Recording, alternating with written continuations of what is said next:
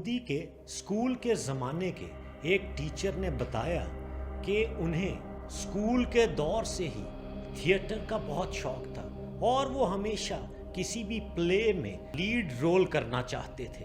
अगर उनको वो मरकज़ी किरदार उस ड्रामे या थिएटर में ऑफर ना होता तो वो नाराज़ हो जाते।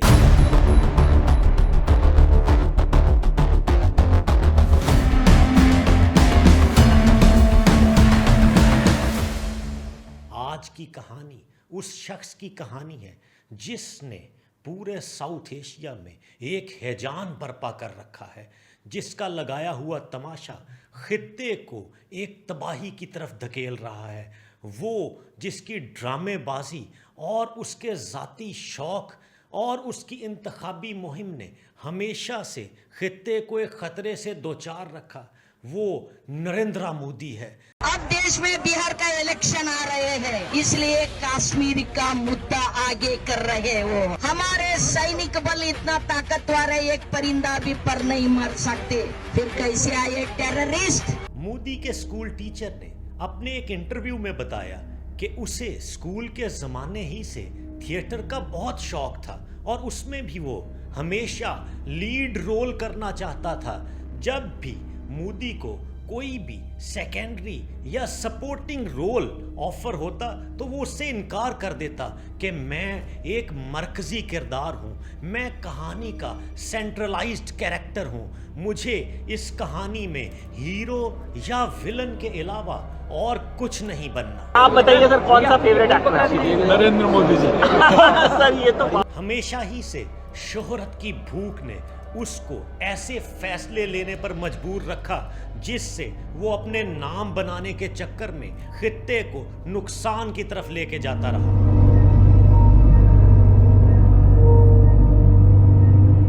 उसके ख़ब्त और जुनून की बहुत सारी कहानियां मशहूर हैं, जिसमें से एक कहानी उसके गांव वाले ये भी सुनाते हैं कि जब वो गांव में रहता था, जवानी के उन दिनों में नरेंद्र मोदी मगरमच्छों से भरे हुए तालाब में छलांग लगा गया और वहाँ पे पानी के अंदर एक मंदिर के ऊपर उसने झंडा लहरा दिया।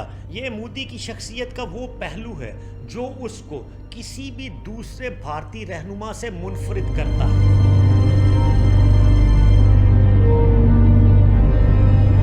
मोदी को अगर भारतीय तारीख का सबसे कंट्रोवर्शियल प्राइम मिनिस्टर कहा जाए तो वो गलत नहीं होगा। मोदी के ओपोनेंट्स का कहना है कि उसने अपनी सियासत को चमकाने के लिए मुल्क को फनैटिक मजहबी बुनियादों पर तकसीम कर दिया। उसने हमेशा ही से एक नजरिए और सोची समझी साजिश के तहत माइनॉरिटीज़ को ऑप्रेस किया। उसने उसे इतना दबाया कि उसके मजालिम से ही उसका नाम बनना शुरू हो गया। वो सिर्फ हिंदुत्व आइडियोलॉजी का प्रचारक है।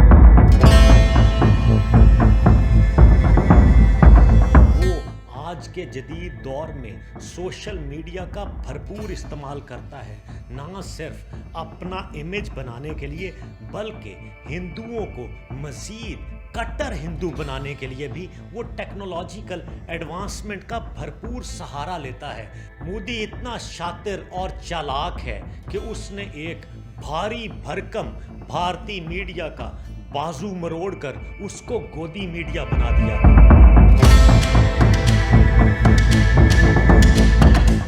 यहाँ तक कि बड़े बड़े गैर जानिबदार सहाफ़ी भी उसके कंट्रोल में आ गए और इस फनैटिक अप्रोच का प्रेशर बर्दाश्त न कर सके।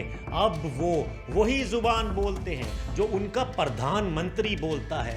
अब वो मीडिया भी anti Pakistan, anti Muslim, anti Christian और एंटी माइनॉरिटीज हो चुका है। बड़ी खबर, पाकिस्तान घुस गई भारतीय सेना। और देखिए मेजर गौरव आर्या को, ये इसका मतलब समझिए ये क्या है। कहा जाता है कि मोदी ने चाय वाला का टाइटल खुद से चुना। उसने एक कहानी बनाई कि मैं अपने बाप के साथ रेलवे स्टेशन पर एक खोखे पर चाय बेचा करता था। इसके उसने 2 फायदे उठाए। एक, इस कहानी से उसने ये इमेज बनाया कि मैं हिंदुस्तानी अवाम जैसा हूँ, उसी तरह से गुर्बत का मारा हुआ था, वहीं से निकला और अब भारत का वजीर आज़म बन गया। और दूसरा फ़ायदा मोदी इस स्टोरी से ये हासिल करता है कि मैं बहुत काबिल आदमी हूँ और काबिलियत की बुनियाद पर मैं यहाँ तक पहुँचा। लेकिन हकीकत इसके बिल्कुल बरक्स है। कुछ तहकीक करने वालों ने ये बताया कि मोदी के बाप का कोई चाय का काम नहीं था, कोई चाय का ठेला या खोखा नहीं था, उसने कभी भी रेलवे स्टेशन पर चाय नहीं बेची। ये एक कहानी बेच रहा है। एयरपोर्ट बेच दिया, विमान बेच दिया, तेल बेच दिया, गाड़ी बेच दिया, प्लेटफॉर्म बेच दिया। आज सिर्फ एक चाय नहीं बेचे हैं, बाकी सब बेच चुके हैं।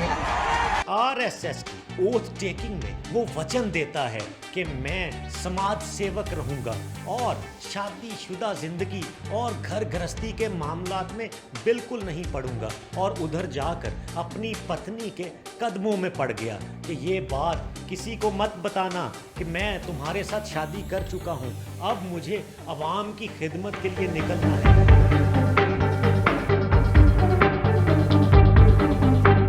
उसकी खुद परस्ती, खुद फ्रेबी और नार्सिस्ट अप्रोच ने उसको एक पॉपुलिस्ट लीडर के तौर पे सामने लाया। वो समझता है कि अब उसके फैसले दुनिया भर पर असरअंदाज होंगे। उसने अपने लिए सोचे समझे मंसूबे के तहत स्क्रिप्ट लिखे, उनमें से डायलॉग उठाए ताकि वो लोगों के दिलों में घर कर सके, जैसा कि 56 इंच की छाती गुजरात नहीं बना सकते, इसके लिए तो 56 इंच का सीना लगता है। खून और पानी इकट्ठे नहीं बह सकते। पानी और खून भी एक साथ नहीं बह सकता। मोदी है तो मुमकिन है। मोदी है तो मुमकिन है। उसके मजहबी और हिंदू कौम परस्ताना बयानात भी भारत में लोगों को बेवकूफ़ बनाने के लिए काफ़ी हैं।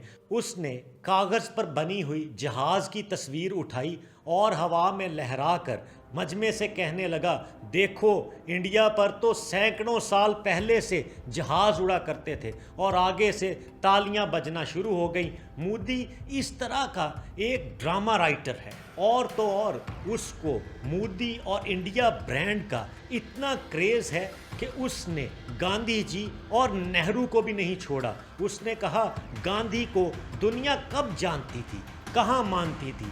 हॉलीवुड ने उस पर फिल्म बनाई तो लोगों को गांधी का पता चला, और इसी तरह से उससे ये भी बर्दाश्त नहीं हुआ कि नेहरू के नाम से नेहरू वेस्ट कोट पहनी जाती है। नेहरू वेस्ट कोट को छोड़िए, मोदी जैकेट को पहनिए और इसको एक ब्रांड बनाइए।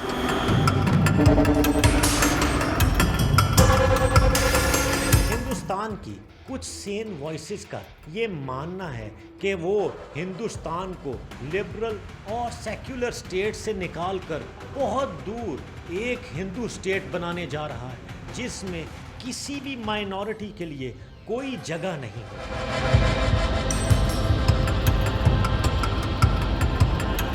मोदी पर इस सेंचुरी के सबसे ज़्यादा बड़े सेक्टेरियन और फिरका वराना फसादात का एलिगेशन है। अपनी तमाम इलेक्शन कैंपेन्स में उसने सारा का सारा मलबा हमेशा पाकिस्तान पर डाला।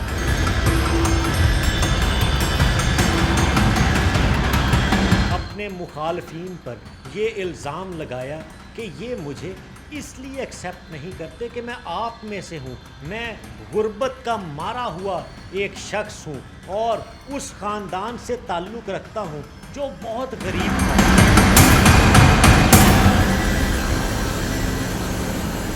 नरेंद्र मोदी 1950 में मगरबी रियासत गुजरात में पैदा हुआ और वो 6 बहन भाइयों में से तीसरे नंबर पर था। उसने स्कूल लेवल से ही डिबेटिंग कंपटीशन जीतने शुरू कर दिए। थिएटर में काम करने का खूब जज्बा था। वो ड्रामे बनाना और ड्रामे करना तब ही से जानता था, लेकिन एज अ स्टूडेंट उसकी काबिलियत, उसकी इंटेलिजेंस नहीं थी, बल्कि उसकी चालाकी थी और उसका वो फन था जिसका वो अमली मुजाहरा करता था। लेकिन उसकी जिंदगी का सबसे बड़ा टर्निंग पॉइंट तब आया जब वो सिर्फ 8 साल की उम्र में आरएसएस में शामिल हो गया, जो हिंदू की सख्त गिर नजरियात रखने वाली जमात थी।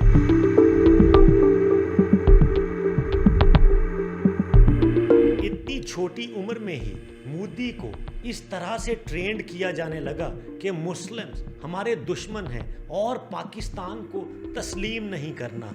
ये छोटा सा जहन अपने अंदर ये जहर तब से भर रहा था। इसी वजह से उसने अपनी बीवी को बाज़ाब्ता तलाक न दी और अचानक से उसे कहा कि मुझे इजाज़त दो, क्योंकि आरएसएस के बड़े लीडर्स और रहनुमा मुजर्रद ज़िंदगी गुजारते हैं, सिर्फ समाज सेवक होते हैं। लेकिन आरएसएस की पूरी फिलॉसफी इंसानियत और मुसलमान दुश्मनी पर खड़ी है।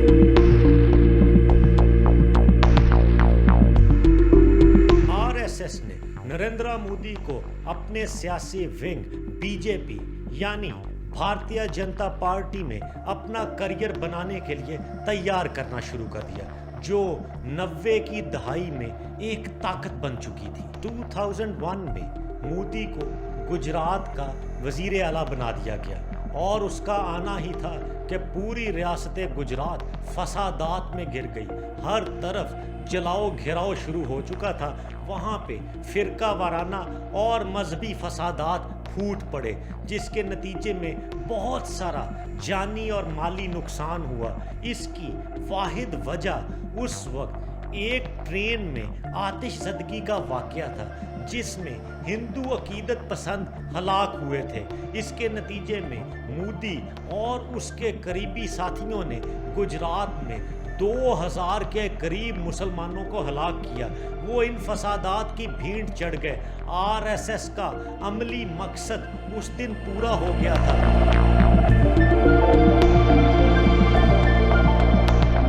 मोदी ने इन फसादात का बाकायदा फायदा उठाया और इसके बाद ही उसको बुचर ऑफ गुजरात का टाइटल दिया गया। इन फसादात के नतीजे में मोदी पर यह इल्ज़ाम लगा कि वो अमनो अमान बरकरार रखने में ना सिर्फ नाकाम रहे, बल्कि ये सब कुछ जिन लोगों ने किया है उनके पीछे भी मोदी का हाथ है। इसका जवाब देते हुए उन्होंने अपने बीबीसी के एक इंटरव्यू में कहा कि मुझे सिर्फ ये नहीं पता था कि मीडिया को कैसे कंट्रोल करना है,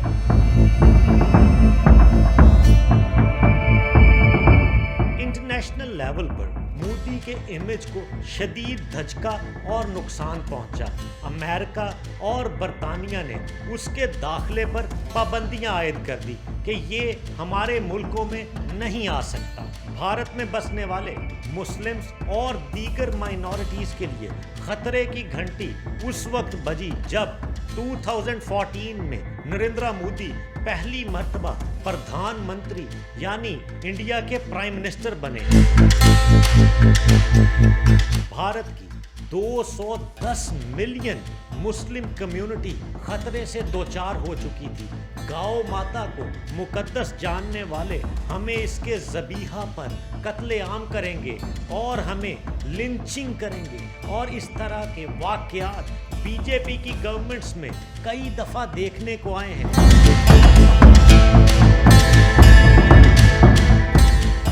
मोदी ने ऐसे दावे शुरू कर दिए कि मैंने भारत को विश्व गुरु बना दिया है, वो दुनिया में हुक्मरानी करेगा। इससे पहले हिंदुस्तान हमेशा से सिर्फ और सिर्फ मुगल बादशाहों और गोरों का गुलाम रहा।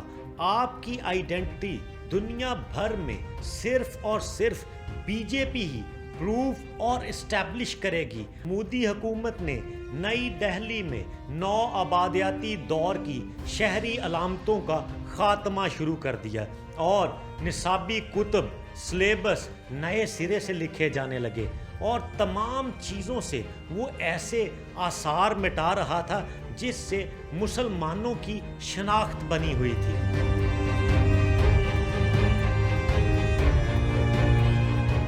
फैनेटिक अप्रोच की सबसे बड़ी मिसाल तब सामने आई जब अयोध्या में राम मंदिर का इफ्तिताह खुद मोदी ने किया। ये मंदिर उसी जगह पे बनाया गया था जहां पर 1992 में बाबरी मस्जिद को शिद्दत पसंद हिंदुओं ने शहीद किया था।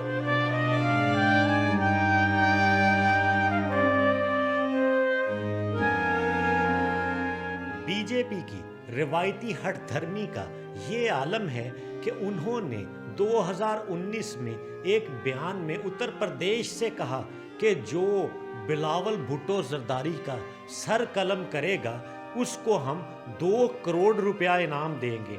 ये बीजेपी के एक लीडर ने कहा था, जिसकी वजह सिर्फ ये थी कि बिलावल भुट्टो जरदारी ने फैक्ट्स का पर्दा चाक करते हुए मोदी को बुचर ऑफ गुजरात कहा था। Osama bin Laden is dead, but the butcher of Gujarat lives. And he is the Prime Minister of India. He was banned from entering this country until he became Prime Minister. मारूफ YouTuber Dhruv Rathee शुरू में मोदी के हिमायती थे, लेकिन उन्होंने उसकी मुखालफत 2015 में उस वक्त शुरू की जब आम आदमी पार्टी की जानिब से एक हेल्पलाइन मुतारिफ की गई जो इंसदादे बदउनवानी के खिलाफ थी कि इस पर आप करप्शन की रिपोर्ट कीजिए। नरेंद्र मोदी ने इस हेल्पलाइन की शदीद मुखालफत की और उधर से उसका कंट्रोल्ड मीडिया भी उसकी हिमायत करने लगा। यहाँ से ध्रुव राठी ने पहली दफा सोचा कि मुझे इसके खिलाफ जाना है। मोदी की एट्रोसिटीज, एंटी पाकिस्तान अप्रोच और एंटी मुस्लिम अप्रोच को समझने के लिए खुशवंत सिंह की बुक एंड ऑफ इंडिया को समझना या पढ़ना इंतहाई जरूरी है। खुशवंत सिंह ने दुनिया को छोड़ने से पहले ये बात समझा दी थी कि भारत किस तरफ जा रहा है, ये शख्स क्या चाहता है और आगे क्या होगा। उन्होंने लिखा कि भारत एक बंद गली में खड़ा है। खुशवंत सिंह की काबिले जिक्र लाइंस में से कुछ हिस्सा ये है: Those of us today who feel secured because we are not Muslims or Christians are living in a fool's paradise. The saying is already targeting leftist historians and westernized youth. Tomorrow it will turn its hate on women who wear skirts, people who eat meat, drink liquor, watch foreign films, don't go on annual pilgrimage to temples, use toothpaste instead of dant manjan, prefer allopathic doctors to Veds, kiss or shake hands in greeting instead of shouting Jai Shri Ram. No one is safe. We must realize this if we hope to keep India alive.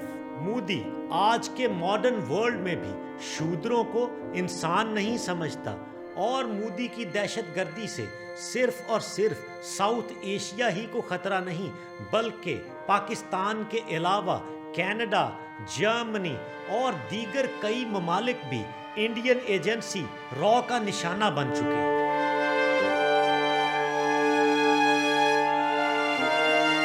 वो जो आज भारत में बैरूनी दरअंदाजी के झूठे और खोखले दावे करता है, उसने 2015 में बांग्लादेश के दौरे के दौरान ढाका में खड़े होकर कहा कि पाकिस्तान को तोड़ने और बांग्लादेश को बनाने में भारत का अहम किरदार था। इसको पूछने वाला दुनिया में कोई क्यों नहीं? इससे बड़ी इंटरफेरेंस क्या होगी हमारे मामलात में? ये पाकिस्तान का मुजरिम है जिसने खुलेआम इस बात का एतराफ किया कि पाकिस्तान को 71 में तोड़ने के पीछे भारत का हाथ था।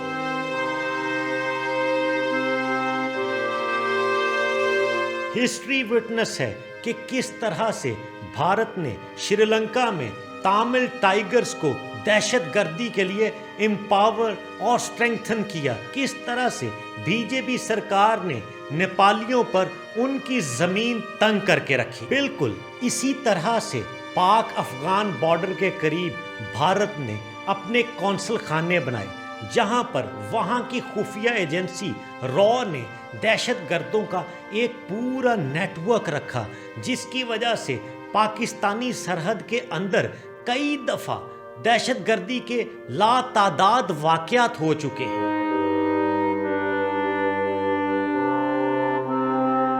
पाकिस्तान ने कुलभूषण यादव समेत भारत के कई दहशतगर्द और जासूस पकड़े, दुनिया के सामने रखा। अब ये दुनिया ने तय करना है कि पाकिस्तान जो खुद दहशतगर्दी का शिकार है वो दहशतगर्द है या भारत।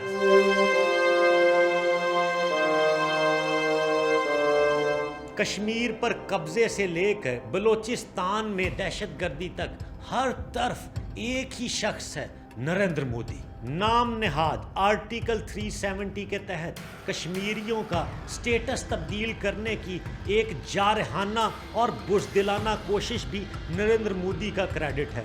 और उसके बाद पाकिस्तान पर एक नाम नेहाद सर्जिकल स्ट्राइक की कोशिश भी इसी का सेहरा है, जिसमें हमने अभिनंदन को चाय पिलाकर वापस भेजा।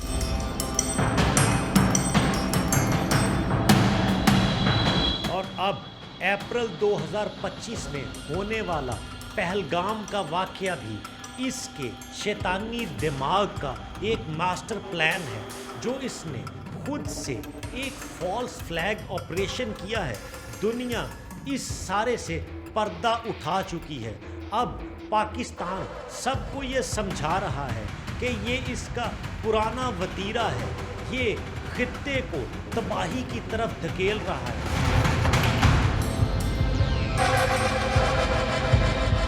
पाकिस्तान से भिड़ जाने के पीछे सिर्फ बिहार के इलेक्शन में कामयाबी हासिल करना तो नहीं है। अगर यही वजह है तो ये भारत का कौमी मुजरिम है। आपके पैटी पॉलिटिकल इंटरेस्ट आखिर क्या हैं? आप चाहते क्या हैं? और राफेल की बढ़कें किधर गईं? आपको ये याद रखना होगा कि दुनिया बॉलीवुड की कमर्शियल फिल्म नहीं है जिसमें आपकी मर्जी से कोई मारा जाएगा और कोई किसी से शादी ब्याह कर लेगा। दुनिया एक प्रैक्टिकल अप्रोच के साथ चलती है। हर नेशन को अपने नेशनल इंटरेस्ट के तहफ़्फ़ुज़ का हक हासिल है। अगर आप कोई ड्रामा रचाएंगे तो इसके संगीन कॉन्सिक्वेंसेस के लिए भी तैयार रहें।